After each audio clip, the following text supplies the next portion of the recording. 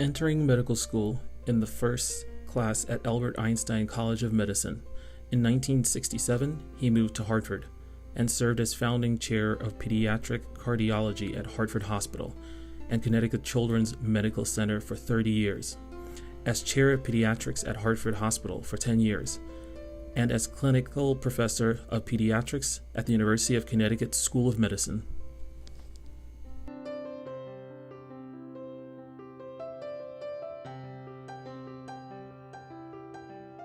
In January of 1967, I came here because Hartford Hospital was just developing pediatrics. They had a part-time chief of pediatrics, not a full-time.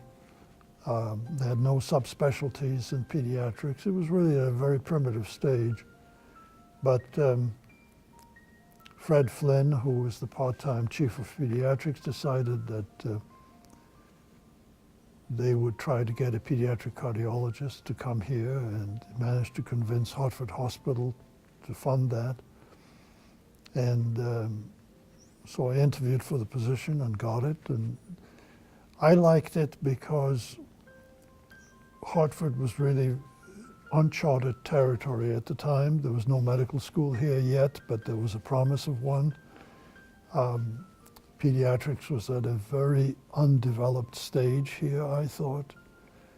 So there was a tremendous opportunity to help develop the field, and that's what I did. And I was head of pediatric cardiology for 30 years, and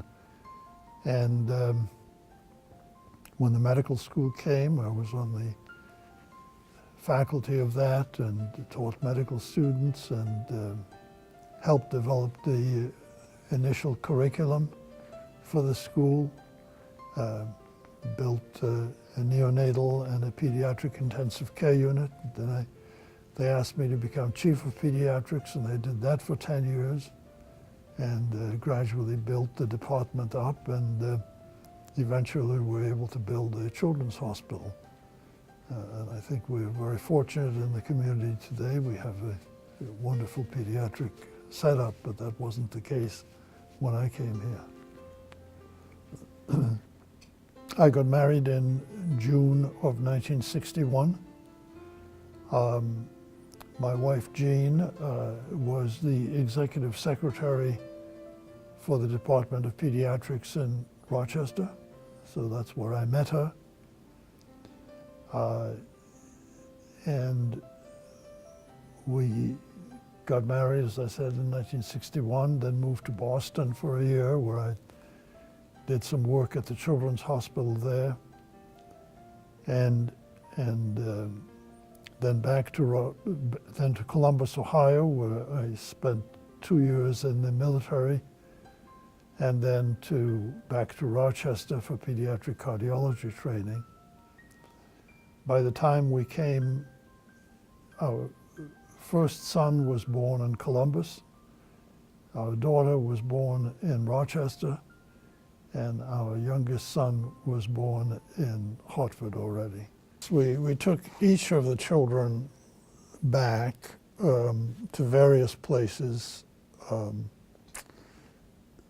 My youngest son came with us on our last trip, which was in '07, when we went back to Lviv and to the monastery, and to Katowice. My daughter, we took to Poland, not to Lviv, because at that time you couldn't really go to Ukraine. So the only one who has been to Ukraine is my youngest son. My daughter and my son-in-law, very shortly after they were married, we took them to Katowice and showed them Katowice. And our oldest son also was with us on a trip to Katowice. But our youngest is the only one who has been to. You know, I feel very much at home in the Polish language. I like the Polish language very much. And I'm always, I'm interested in people, and I'm interested in meeting people. I didn't have any, I was interested when I went to Katowice to go to the grave sites and see the graves of my great-grandparents. I don't, there are no graves for anyone else, but I did see great-grandparents. I was, when I went back to Lviv, I love that city very much. It's a beautiful city. And I walked it from one end to the other when I was a youngster. And so I knew the streets and I knew where things were. And so that was great. The monastery, it was a very strange thing because, as I mentioned, the Russians persecuted the priests, and the church went underground for years, and only in 1992 or 3, whenever it was, that they got some of their property back, that they were able to have a school again for religious training and so on. So the group of priests today, the leadership of the church, who know nothing about their past. And so they turned to me and said, tell us about it.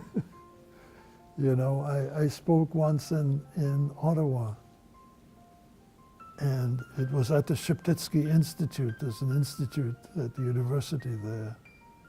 And I spoke at it, and it was a tribute to Metropolitan Sheptytsky. And they talked about his religious philosophy and so on. And the rector got up and said, in introducing me, said, we are all here to pay honor to Metropolitan Sheptytsky, but there's only one person in this room who actually ever met him.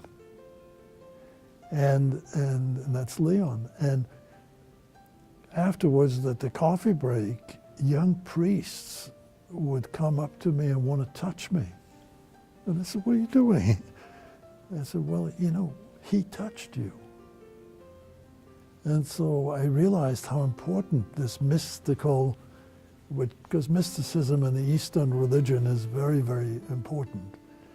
And I realized how important that connection was. So suddenly I found myself teaching them about their origins, and that stimulated me to want to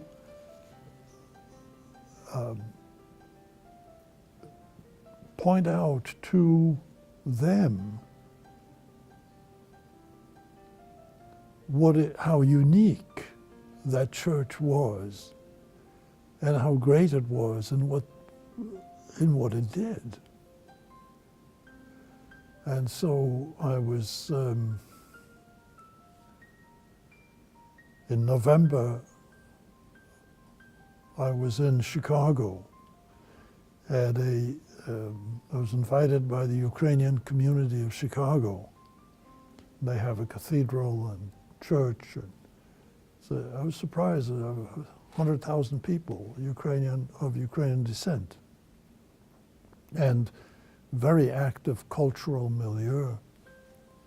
And I had a huge audience who came out, and many of them, I was astounded, had read my book. And so one of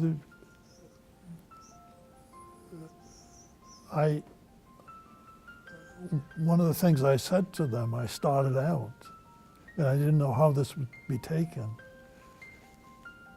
I said, I'm in a very unique position because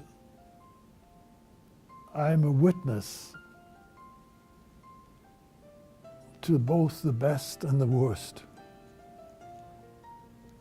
in the Ukrainian nation. And I then went on to describe to them both the best and the worst. And I didn't know how this would be taken. And I can't tell you how many people came up to me and said to me, "It was very brave of you to say that to us.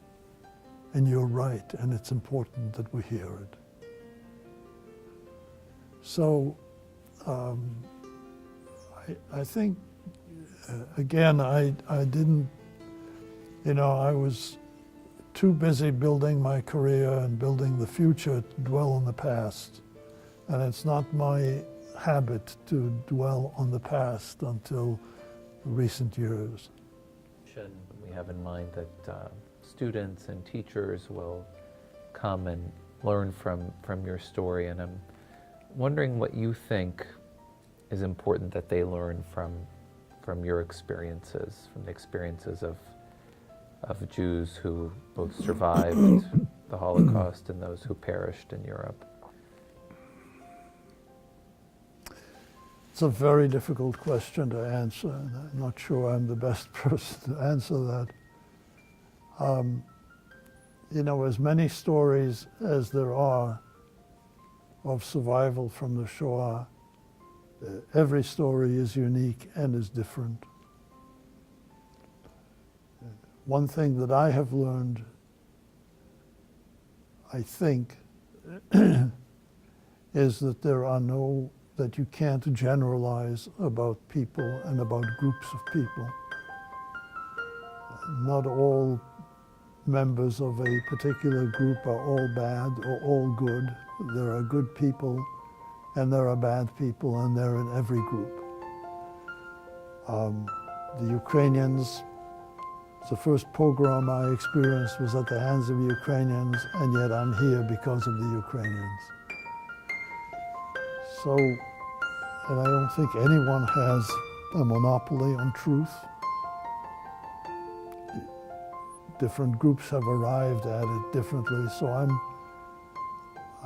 I would hope that one of the things we would learn is to give people the benefit of the doubt and not to generalize about any nation or about any group in the same way that we wouldn't want generalizations about us.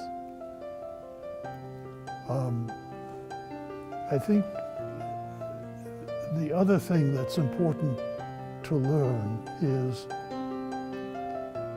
if you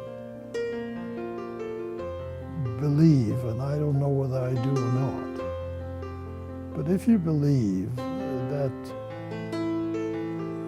there is a master something or other that directs all of this on earth,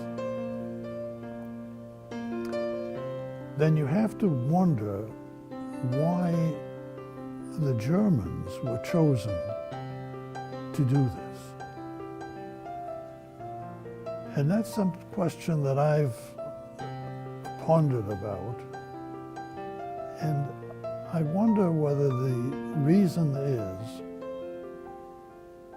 that the Germans were at such a high level of culture and in such a high intellectual level that if they could do it, anyone could. And the lesson we need to draw from this is that given the right circumstances, I think this could happen to any group of people. And the perpetrators can be any group of people. And I think that's one of the great things that Tim Snyder has written in his last book, which I'm still trying to digest and trying to understand. But I think it's a very important lesson. At least it fits in with sort of my ideas of that. Yeah.